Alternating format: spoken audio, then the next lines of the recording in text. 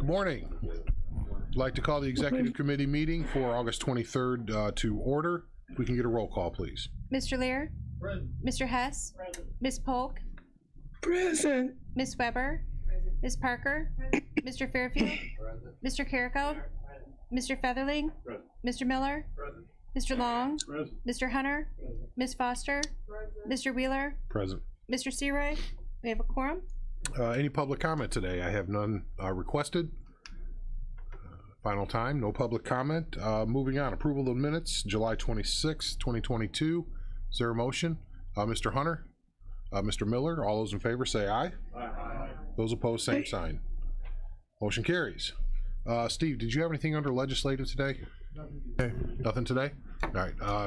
I don't have a full announcement, but we'll have some good news regarding some funds that we're going to receive to actually do the natural gas conversions in the homes in Hopkins Park. We applied for a grant and we are going to get that. So I thought as soon as I found out, but this is a good deal, because a couple years ago I was talking with Ben Wilson and I said, you know, well, great, we're getting a pipeline. Well, how are we going to get those things converted in the house? They'll have a pipeline, but no way to use the gas.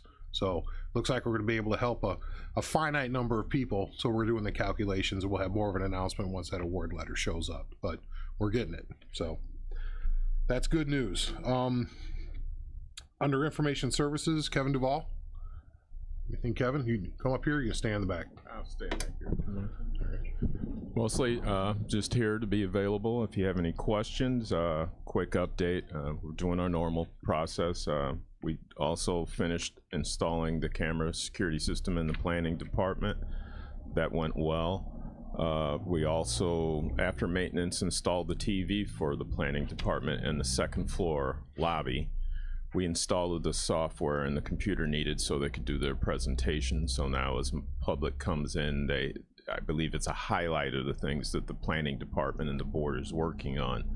And it rotates through a PowerPoint presentation. We installed that computer and the wiring and stuff for that, so GIS and Delbert can set that up. It's actually in place at this time.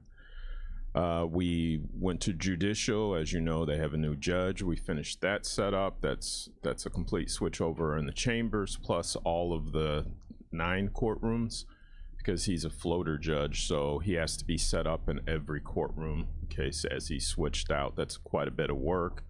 When a new judge comes on, that shifts other judges around, so we have to go reset them up because they're going to take on new duties. As in any place, somebody else comes in, everybody moves up or around.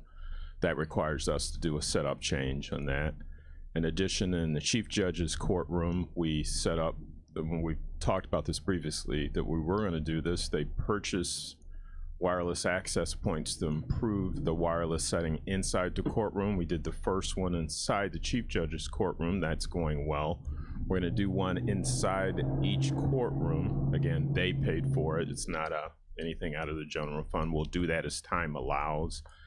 They have it now. That just improves the quality, so they can, these things help when you need bi-directional communication. So in case you're going to Zoom, and it's more for the public, if you're going to have the public come in, say a defender or whatever. I don't want to act like I'm a legal expert, but when somebody else, attorney, comes in and they need to come back to somewhere else, well, they can't be in our private network. So this is basically an extension of the guest network. It allows them to get in and you have a smooth conversation, because we have enough bandwidth.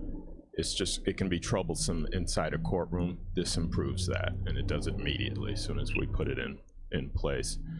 And then lastly, back into this building, I've submitted the floor plans and to the state's attorney for putting in their security cameras. The state's attorney approved that, so that at that point we'll have all coverage in this building for any place the public can be. And that's our goal. We're not monitoring any employees. It's any public interaction with employees. We're going to have a camera at every place. So between those ones for the outside, we're 360 coverage and maintenance, and Reuter installed those, and everything internal. That's the county board, the chairman, myself. We set that up. So we should be 100% covered access points, entries, and exit for any public interaction. We're doing that inside our existing budgets. I knew this was coming up, so we just went ahead and budget that. That's not additional cost to it. And basically, if you have any other questions, that's it. Anything for Kevin? Mr. Hunter? Kevin, that's quite a mouthful, I tell you. And I'm sure not all this stuff will be reflected in the minutes.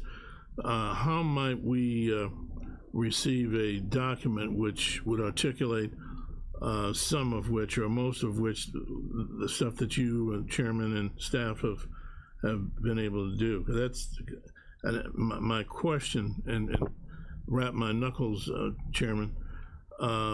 We have a new judge, and it has like a domino effect that Kevin was talking about.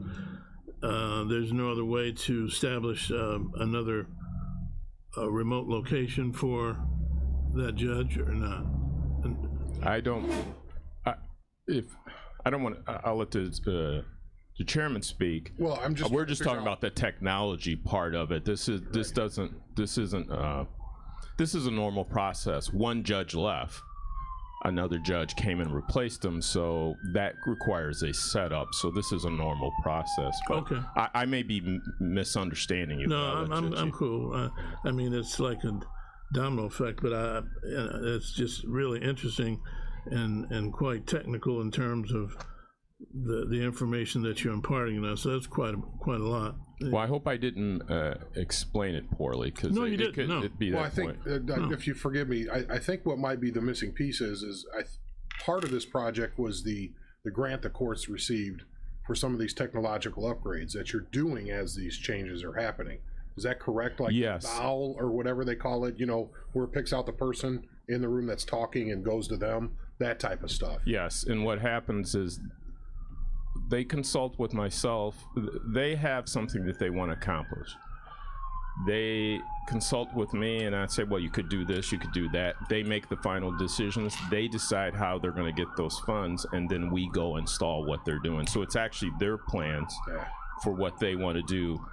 You, as a county board, your part of the project is you offer us, we technically don't work for them, we work for the board, but the agreements have been for the chief judge, and the chairman works in some agreement about what we will provide.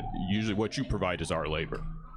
Is that clear? Am I saying that right? Yeah. Yeah, pretty much, yeah, because we've never had the funds to do these. They got a pretty sizable grant on technology-wise, and so if you were to look at the financials and the finance committee type of things, you'll see that maybe expenses are way over what they were, but you always forget that there's a huge, I think it was like, what, 400 grand? I mean, there's a lot of money for all the technological upgrades to deal with remote this and, traffic court remotely that, and all those different things.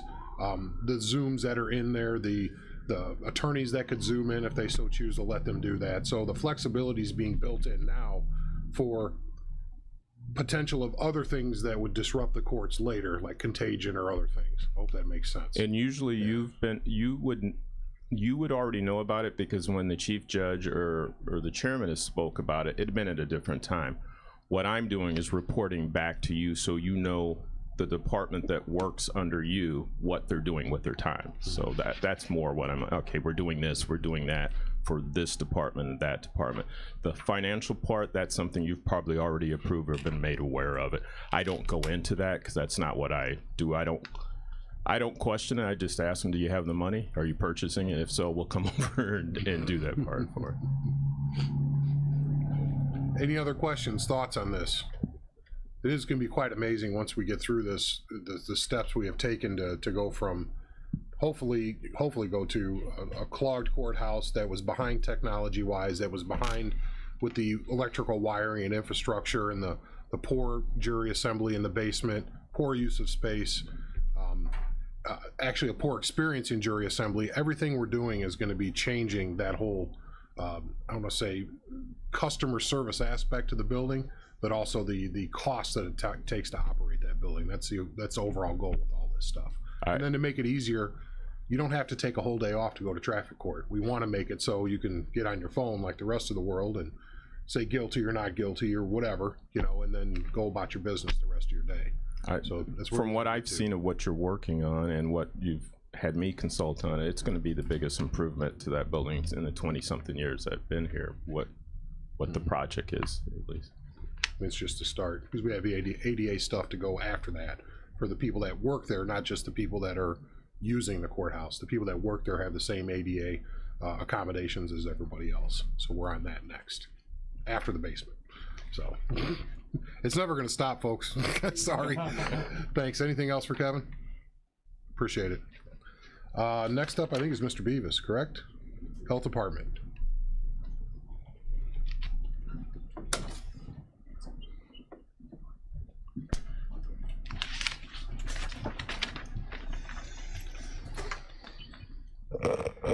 Good morning.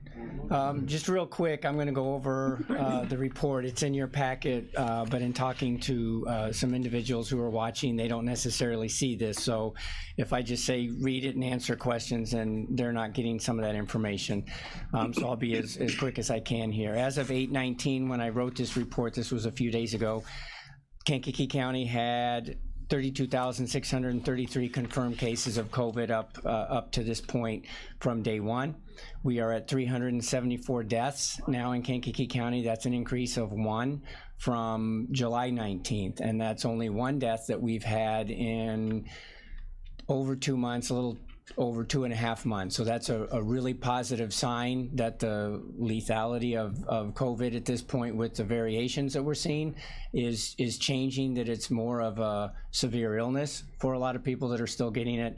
But the deaths have definitely decreased from what we were seeing early on. Kankakee County is still a low transmission in terms of the community transmission. That's the 2nd straight week, and based on the numbers that I've been reviewing daily, it looks like we'll continue into a 3rd week.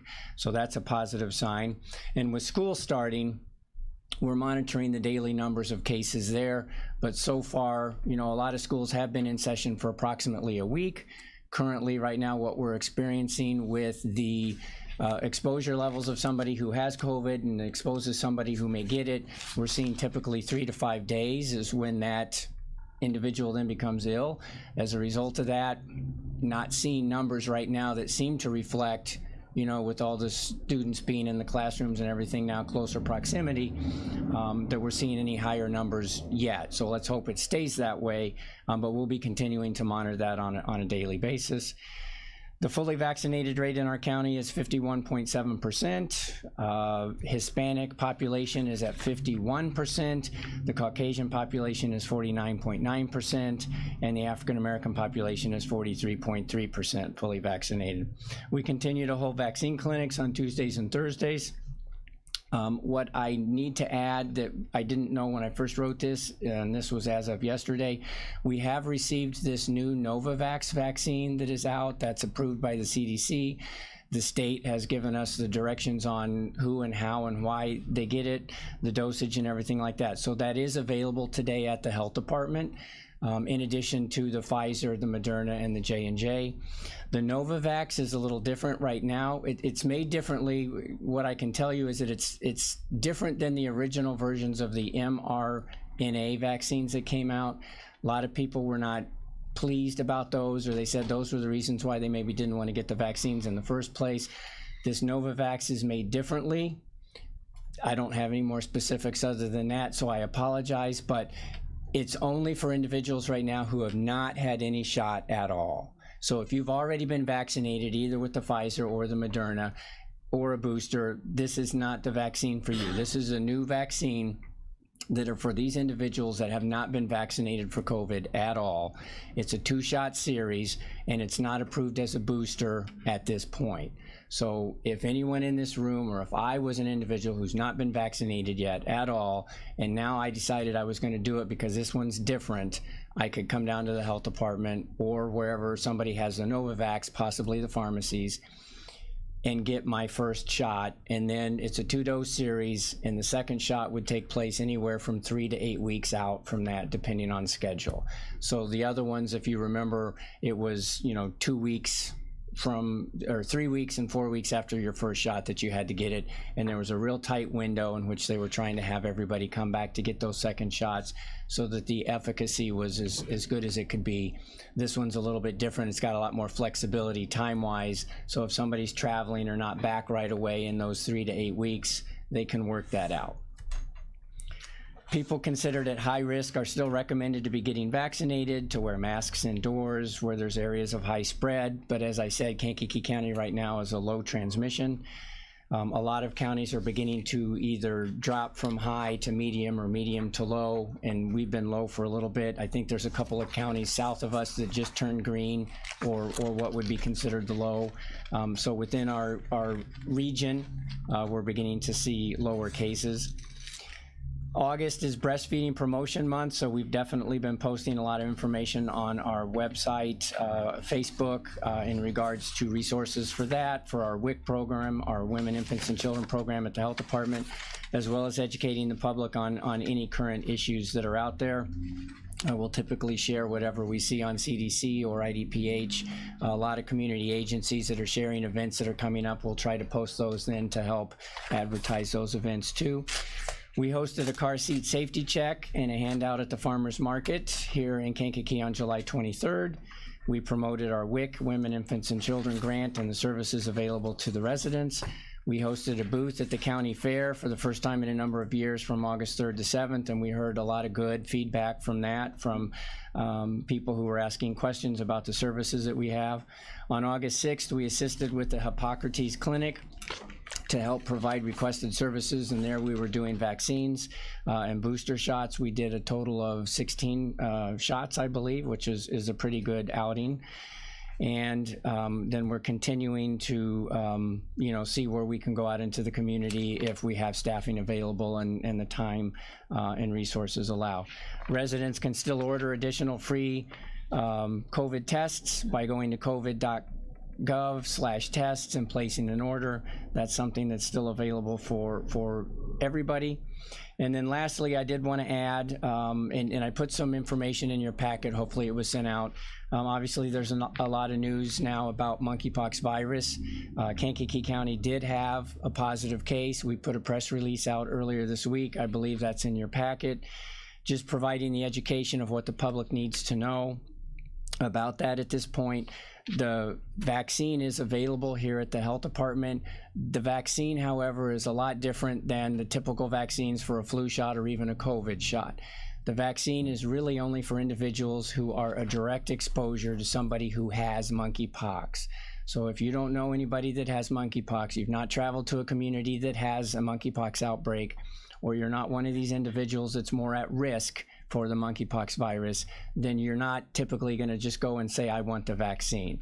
However, you can contact the health department, talk to one of our nurses, and if you meet the criteria, you're eligible for a shot, you can come in and get it, no questions asked. So we have provided a lot of information on our Facebook. I've given you the information for your packets. I'll take any questions at this point. Any questions? Mr. Lear. Turn you on here. A couple of questions. Given the apparently less severity of COVID with some of the variants, what's the protocol now for a person who home tests positive? Should they be calling and reporting that to your office, or is that necessary? They should be contacting the health department so that we could officially contact trace that individual, give them education in regards to the severity of their symptoms, and recommending possibly they see their physician or primary care physician just to make sure that they're okay. Investigate through the contact tracing aspect as to possibly where they've been, who they were with, as to being able to educate them to maybe let, I was at a family reunion this past weekend, and I spent 40 minutes playing cards with a group of people at a table, for example, and letting those individuals know they may be at risk and that they need to be looking out for those types of symptoms. The quarantining and isolation, though, of those potential exposures is a lot different now than it was then. But what's happening is that typically people are not contacting us. So the cases that we do see, if today we have 10 positive cases, for example, those are 10 positive people that did let us know or were tested at some facility that then lets us know, because that's a requirement. But there could be 50 people out there testing positive today that just don't tell anybody. And I hope then that they're doing the right thing by staying home when they're sick, waiting their 5 days and those kinds of things, but we just don't know. Another question, in terms of this a new vaccine that you're sharing, that's only for people that haven't been vaccinated before. Is that going to be available anyplace else? I'm thinking of working people that wouldn't be able to necessarily meet the hours of the health department. I know that the health department has it right now. I'll have my staff work on trying to determine if within the pharmacies, because right now really it's only the pharmacies in our community and the health department that has vaccines at all. Yeah. The hospitals do not.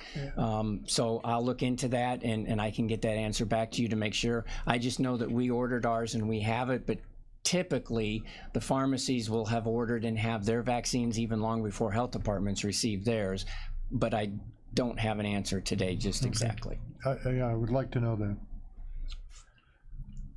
Alrighty, any other question? Mr. Hunter. Yeah, thank you, Mr. Chairman. John, give me those inoculation rates again. African Americans 43.3%. Oh, for the, Yeah. yes, Actually- fully vaccinated, should be in your packet. So I overlooked it. I'm sorry. it's a fourth or fifth little bullet there, but just real quick, Hispanic population is 51% fully vaccinated. Caucasian is 49.9%. Okay, I thought so. Okay, thank you. And I got it. African American Thank is you, thank you, thank 43.3.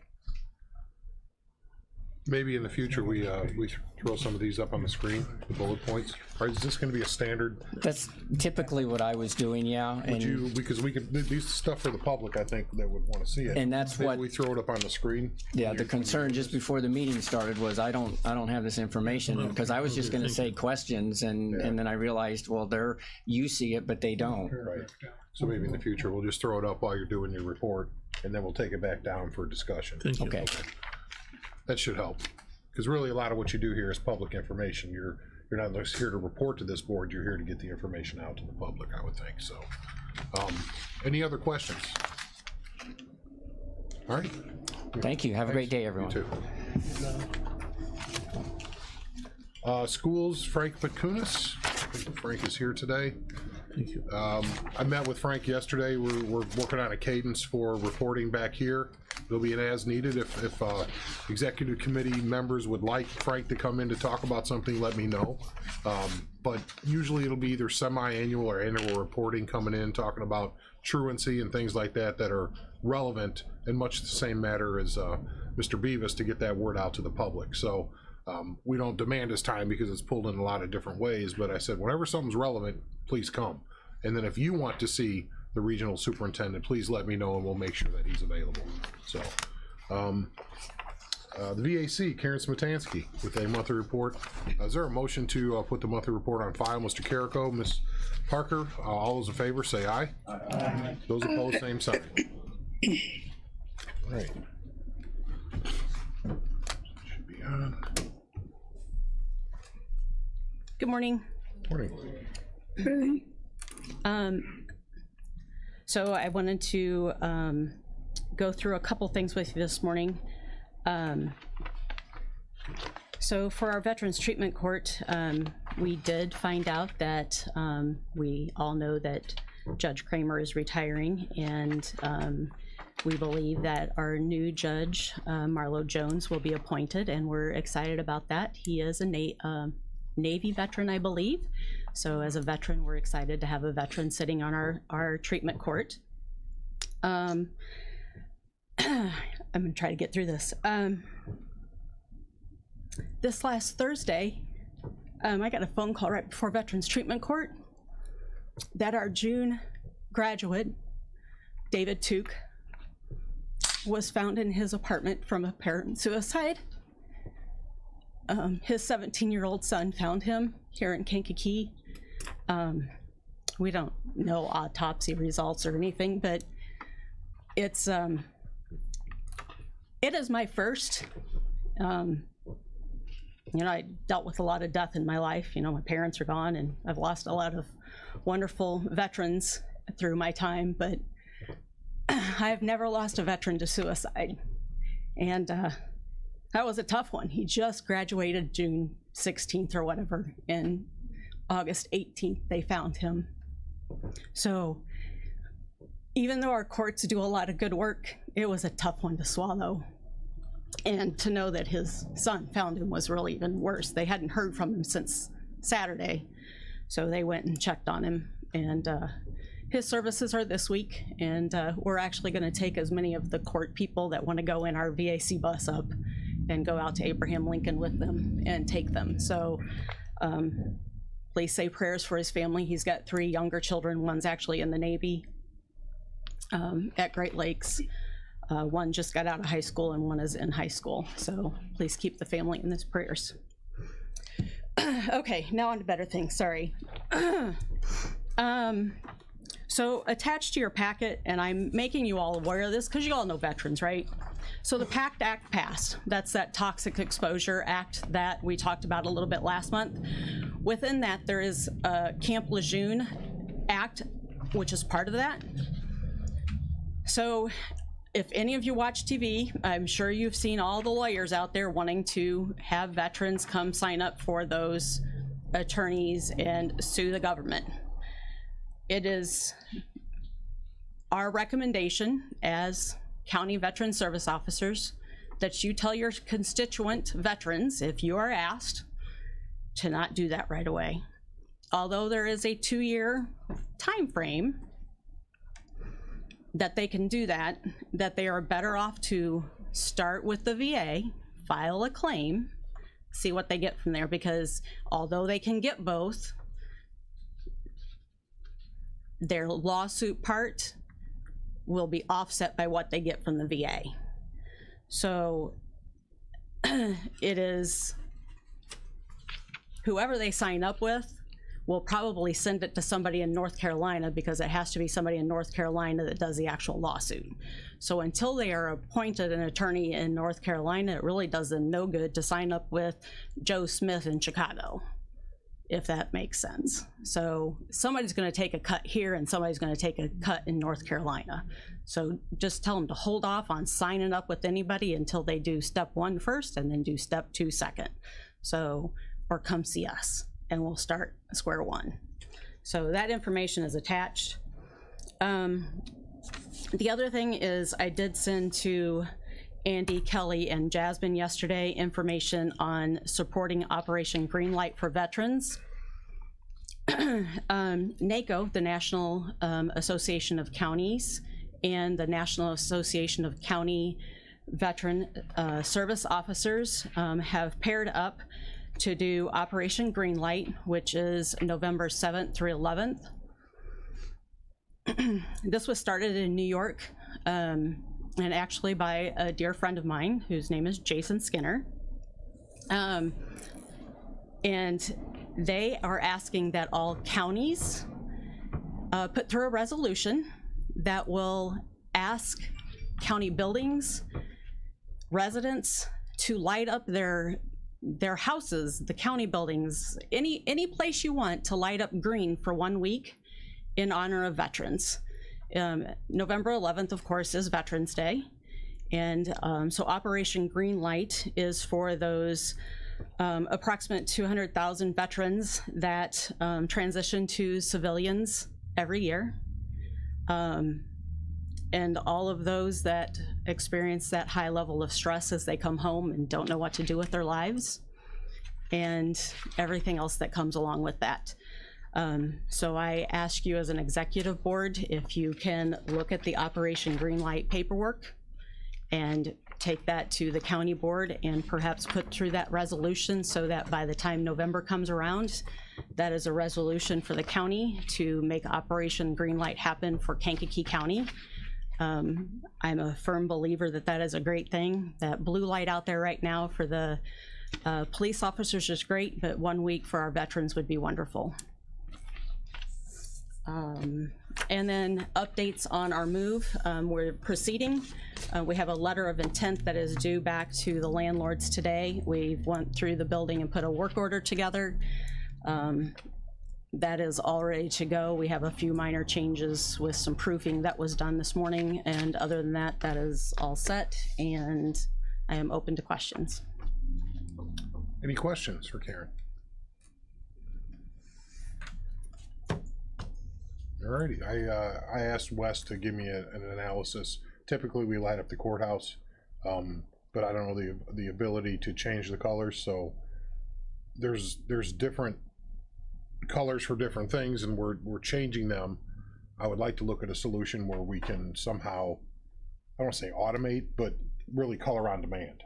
You know, Yep. and have something installed that we can just basically flip the switch and it's blued out. Because it costs a lot, believe it or not, to go through everything to do that. I can only imagine. For you know, go buy all new light bulbs for everything. So we'll see what we can figure out. But I think philosophically, I would look around. I don't think anybody that's against the idea. Just a matter of how do we'd have to pass it next month, and then in a month get it all installed. So Right. we'll get on it. I'm having Wes take a look. Okay. So Yeah, it'd be great if we could like publicize it. I mean, the county web pages and all that to get it out there, but great. Thank you. I appreciate it. yep.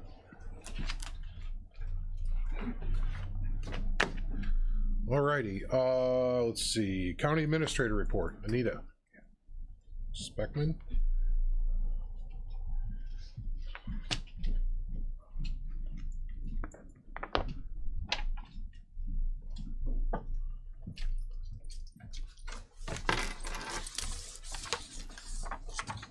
Good morning. First, in terms of open positions, we currently have 11 postings. I just spoke with John Beavis, and he confirmed a hire. So we went from 12 to 11 in the last 3 minutes. So good news. In progress. Total is 13 because we still have 3 open probation officers. The biggest group is public health, 5 openings, now 4. But he did say they're seeing some positive movement recently and have, in addition to the new hire, they just they have several interviews scheduled. So that's some positive movement out at the health department. As I've noted before, I'm not involved in their hiring process at all, other than the county posts their opening on our website. So they handle that themselves. In addition to openings, just so you're aware, I did attend a job fair on Thursday, July 28th. The county actually had 3 tables at this job fair. One for General County, and Carrie Laird from Animal Control was with me at our table. One for corrections and one for probation. And we saw very limited. We had some about 30 people stop by. One of our booths had conversations. I mean, I gave out 18 job descriptions and applications related to the clerical position at the circuit clerk's office. They received 3 applicants, but at this point are unable to make a hire there. Animal Control received 0. Corrections, they've got some, but we're just seeing limited response when we do go out. So we continue with the struggle, as nearly every employer does. So we're looking for the day when people are rushing in to get a job. So that's recruiting. Collective bargaining agreements, that process continues, slow and steady. Currently in negotiations with corrections and coroner. And again, in addition to maintenance, highway is coming up November 30th of this year. So those preliminary discussions have started to occur with that as well. No official collective bargaining, but some conversations on the management side. Let's see. In addition, group health, again, I think tomorrow Mike Lynch is going to be here. I'm going to say that with some confidence that we hope he'll be here to give us that review, both of the year and what we'll be looking at in terms of a renewal. I received the renewal application paperwork for property, liability, and work comp, so we'll get that to them within the next 3 weeks or so. Renewal preliminary thoughts. 10%. 10%. He said it first. 10%. So we do have claim review coming up within the next 2 weeks, and that's whereby we go through each of the major claims and kind of do an analysis of where we are. The attorneys are on the line, both adjusters are on the line, and we take a look at what we've got reserved for each of these claims to see if they can be adjusted, and that has happened in nearly each claim review. We find some where there's progress that's maybe not reported, and we're able to take down some of those reserve numbers. We always want to do that prior to renewal so that we're looking at good estimates in terms of what the exposure of the county is. And then lastly, the other thing I've really had on my desk the last month has been assistance to the courts and the circuit clerk's office in terms of their court management system, and that RFP that was posted and sent out on June 16th, and response questions from potential vendors had until July 29th. So I was receiving those, getting answers, getting that posted. Those responses are due from vendors this week. So that's out there as well. Any other questions or concerns? Questions? What's going on? By the way, that 10%, believe it or not, is not that bad of a number, considering all the activity around police, courts, jails, lawsuits over the past couple of years. As you've seen those escalate, and with the changes in laws that are exposing counties to this type of litigation, we had what, 50 COVID case in the jail where the inmates were suing us for getting COVID while they were incarcerated. You know, I mean, that has an impact on the bottom line and how much this insurance costs us. Whether we prevail or we you know, obviously don't prevail in those lawsuits, most of the time has little bearing on the fact that it's going to cost us money on the front end, and it'll cost us money on the renewal of our liability and things like that. So all of this bail reform and all of that stuff has other impacts beyond just revenues at courts. It has how much the taxpayers have to pay to insure the counties, because we're completely exposed to lawsuits now, especially if they want to get rid of qualified immunity. Then everything's up in the air. Then we probably won't have anybody working in law enforcement anymore, to be honest. I don't know if you agree with that as former law enforcement officers, but it'll be pretty hard to put your house on the line to go out there and protect and serve every day. I think it's awful. But anyway, any other thoughts there? Sorry for my pontification, but our worlds collided there, of the legislation in Springfield and really the national stuff and what's going on with insurance rates for everybody. The reinsurance market doesn't want to touch this kind of stuff anymore. So the insurance companies are subject to reinsurance, somebody to cover their exposure. Well, they don't want to be in this business anymore, and I frankly don't want to blame them when you're the enemy instead of the person who could protect people from harm. So anyway, any other thoughts on that? All right, thanks, Anita. Appreciate it. Openings. These are all one opening here. Pilot Township Fire Protection, Animal Welfare Advisory Committee. That's for a vet. I'm sure the same person will apply, but it comes up and we have to reappoint. BM Lewis Drainage District, Clausid Park Drainage, Canavan Drainage, Joe Bennis Drainage, Little Beaver Special Drainage District, Moments Pembroke Union Drainage 1, Moments Yellowhead Drainage District 1, Rockfield Drainage District, Yellowhead and Washington Union Drainage District number 2, and 2 openings on the following: Exline Creek Drainage, Gar Creek Drainage, Grinnell Special Drainage, Mantino Drainage District 3, McGilvery Special Drainage District, and Raymond Drainage District. 3 openings on Baker Creek Drainage and 6 openings on the Regional Planning Commission. And new business. I'm sorry? We didn't do the reappointments. Thank you. Mr. Lear? Ditto. Is there a motion to combine and approve the reappointment of Amy Ciascio Jarvis to the River Valley Forest Preserve Board and Ralph Mercier to St. Anne Fire Protection District Board? Ms. Polk, second. Mr. Long. All those in favor say aye. Those opposed, same sign. Motion carries. Alrighty. Now, new business. Anything we need to talk about now or next month? Old business? Mr. Hess? There's been a motion made. Mr. Kirkstra? Yeah, I'm just checking. Is there, Mr. Featherling? All those in favor say aye. Those opposed, same sign.